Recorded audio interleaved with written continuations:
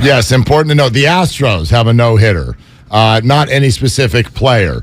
But yeah, quite an accomplishment last night. This World Series has been really, really good. We're rooting for Dusty. Apparently, Dibs, you hate all things Philly, which we're gonna. Hate's a little strong. Okay, you root against all things Philly. I enjoy when Philly fails. I'll say that. Okay, let's find out what Howard Eskin of WIP thinks about that. But then again, what does he know? He's got the World Series in his town, and he hops a flight to a Texans game. What are you doing, Howard? Well, it's my job. I mean, sometimes you got to do what your job is.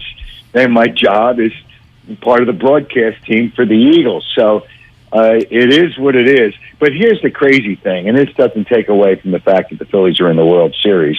And I like Dusty Baker, too. Dusty and I have been friends for, I guess, about, 5-6 years now. But whatever. More people, if the Eagles game is close, the game is on TV in Philadelphia along with the Phillies game.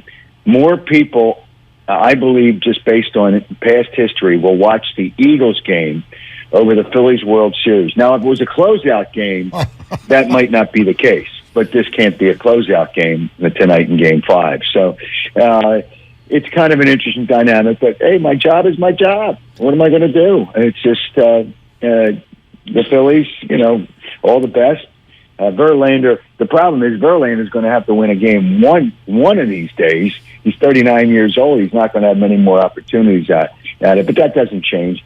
Phillies have a chance, but they got to do it. The problem the Phillies have, they can only score by hitting home runs. You got to score the other ways in the game, and they just don't do enough of that. But it's still, hey, listen, they can win the game. And, I won't be watching that, but I'll be out watching the Eagles beat the Texans. So what are you going to do? It's Thursday night football. You got to love it. Yeah, Eagles will get up big, and you can hopefully tune out and just check in on the broadcast as you need to fulfill your job requirements. Right. How surprised are you that the Phillies are here? Because you joined us on our show about 6 months ago and poo-pooed the notion that the Phillies would do anything, and yet here they are, Howard. Well, miracles do happen, and they were not a good team. They were an okay team. They were a little above average for most of the season. And I look at it this way: they beat Washington, which was a minor league team in Major League Baseball, 15 of 18 games. And everybody else they played 500 baseball against. And then the other thing is, here's the dynamic of how they got in here. Now, they got there, and they got to the World Series, and you got to give them credit for that, obviously. They got in because Milwaukee sucks. Milwaukee played 7 home games. The Phillies were on the road for the last 10 games, while Milwaukee was home against below-average teams, and they lost 3 out of 4 to Miami. That's how the Phillies got in. Then St. Louis, the manager of St. Louis, is a complete dope, takes his starter out too early in the first game, throws his closer in there for too long in the first game, and that set up that series win.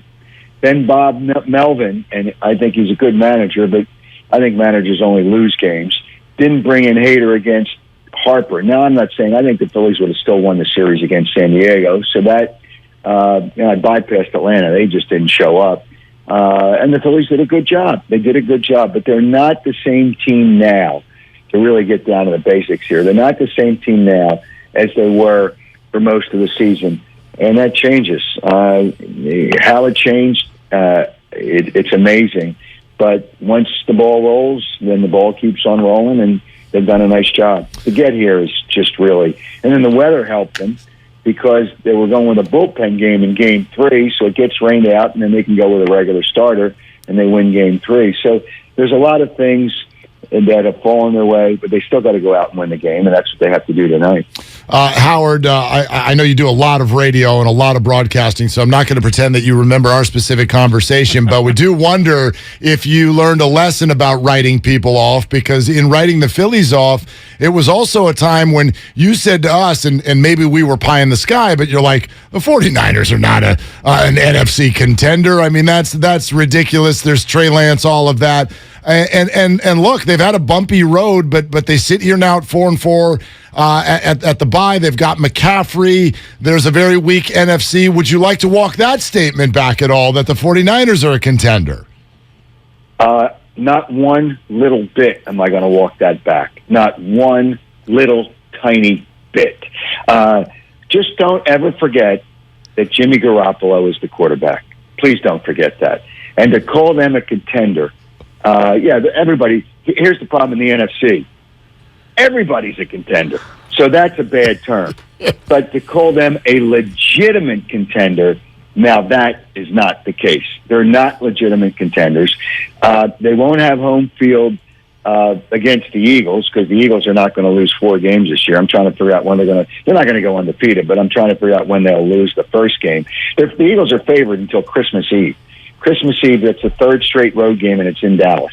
They're favorite. Now, that doesn't mean they win every game, but don't give me the 49ers, please. Spare me, will you? Well, Jimmy Garoppolo, please. I just, on Sunday, January 29th, Eagles hosting the San Francisco 49ers for the right to get a trip to Glendale. Let's go ahead and book you for the day before that game. Is that okay? You can book me, but you'll be talking about the 49ers playing golf somewhere because they won't be in the game. They're just not. They're not good. I love the acquisition of Christian McCaffrey. I think John Lynch has done a terrific job with putting the team together. I think he's a sharp guy. I like John. But the reality is the quarterbacks usually win for teams in the NFL. Jimmy Garoppolo is not good enough. And I don't want to hear he got to the Super Bowl. And, a broken clock is right twice a day. So just Jimmy Garoppolo in the Super Bowl is not going to happen. N-O-T, and you can capitalize that. I am not walking back one thing. The contenders, yeah, everybody's a contender. Everybody, but that doesn't mean they're good enough. So, no, that ain't going to happen. You can book me, but you'll book me not talking about the 49ers, I can tell you that. I love it. Consider yourself booked, Howard. And one thing we know about the history of Philly sports is that they find a way to choke away winning situations. Very few titles in the past 40 years. What is going to be the undoing for this Eagles team when ultimately they fall short like all Philly teams do? I don't know that there will be. I'm just trying to figure out who's going to beat them. Listen, I think the Eagles are a very good football team, but they got a break because it's a year where I'm trying to think, you're going to give me the 49ers. I'm trying to think of the teams that are good enough. Minnesota, I don't think is good enough. We know Green Bay's not good enough. Who's good enough? Don't tell me Seattle. Wouldn't that be an embarrassment if Seattle wins that division? That would be a complete joke. And if they win, you better kiss my rear end when you're contender walking back nonsense. Geno Smith, good little quarterback, Howard. I've been saying it for years. Geno Smith, underrated, Howard. I never gave up on him, Howard. Well, I know. Hey, listen, I can't believe it either. But that would be the ultimate embarrassment for the 49ers to have Seattle win that division. They ought to be ashamed of themselves if Seattle wins that division. Ashamed of themselves. I don't disagree with that, actually. I don't disagree with that at all, even though Seattle has been just oddly impressive. They did play head-to-head. The Niners blew them out already once, but I don't disagree with that at all. Howard, your statement, I think, as a country, we've learned football outrates everything else. That's just period. Yeah. We understand that. But I get where you're coming from now. The baseball game tonight's not a closeout game. If the Eagles game is close, it's not supposed to be. But give us just a quick snapshot of the Eagle and Philly fan excitement. Like the guy wakes up to go get the paper this morning, and he's thinking what first? Eagles play or go Phillies? No, he's thinking the Phillies. But here's the problem that baseball has, and it's a baseball problem. If you can turn off a baseball game and not miss anything for innings, right. There was one inning, there was scores last night. And because it was a bogus no-hitter, hey, listen, credit to the starter for the Astros and the rest of the pitchers. It was a no-hitter, but I only consider a no-hitter if it's one pitcher throwing that. So that gave an element to it. But other than that, it's only one inning. And the Phillies, when they hit all those home runs, the game was over by the 3rd or 4th inning. I forget which inning they hit the final home run. It was over by the 3rd or 4th inning. So that's the problem baseball has. You can turn off a baseball game and not miss a thing. not miss anything. Where you're going to miss something in a football game, it's just a different dynamic. But when fans wake up this morning, they're thinking about the Phillies. Now, their attitude or their thoughts change a little bit. They lost last night. But that game's in the past. Momentum is not from one game to another. It's the start of one game. So I don't even buy all that other nonsense. The game's over. You move on. But they're thinking about, the Phillies now have to win this game tonight because the loser in the 2-2 series, the loser of Game 5, loses 70% of the time in a series. So that's what they're thinking. That doesn't mean they're going to watch the Phillies more than they're going to watch the Eagles because they know they're not going to miss that much when you're in a baseball game. And baseball's got to figure out a way to change it and all those stupid, ridiculous rules. The pitch clock is good, but this outlawing the shift is just going to create more guys to try to hit home runs, enlarging the bases. Why don't you just make the bases 6 feet wide so guys can just steal second base easily and you can get guys going from first to third? Hey, I got a better thought. Here's what I would do to really create an excitement in baseball.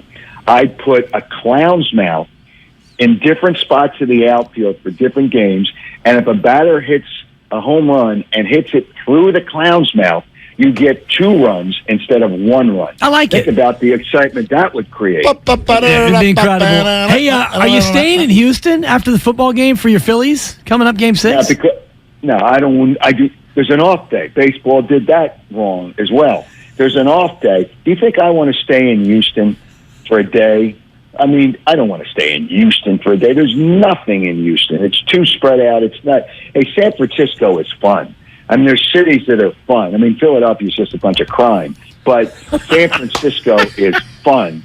Really, that's all there is. Every day there's a shooting and or killing, which is sad. It's not funny. It's a sad thing. But there's a lot of cities. You could have fun in Chicago. You could have fun in San Francisco. I'm not going to have fun in Houston. I want to stay here a day. I mean, come on. When the team playing, get back. Be happy I'm back at 5 o'clock in the morning tomorrow, and then start my day and start it all over again the next day. No, I am not. I'm sorry I asked, Howard.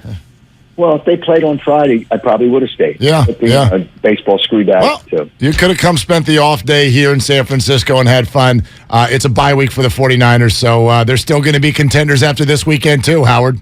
Oh, they'll be contenders, but does Seattle play this weekend? They do. At Arizona. At Arizona, at the stadium where the 49ers are going to play next February. They could expand their lead over those non-contending 49ers. They could. Boy. They might. All right. That's all right. All right, Howard. Jimmy Garoppolo can play bingo somewhere. All right, Howard. You're booked for Sunday or for Friday, January 27th, but we reserve the right to call you sooner. You know what? You have the right in San Francisco. All right, you have the right. All right, and I'll give you that right. And one of these days, when I get out there, I'll visit the studio. I think the last time I was out there was. Was it the Super Bowl or was when the Eagles played the 49ers? I don't know. I'll get out there. Yeah, get out here. Open invitation, Howard. Thank you, sir, and enjoy your games tonight. Okay. You guys have a wonderful day and dream those wonderful dreams. Enjoy Houston, Howard. If I'm anything, I'm a dreamer.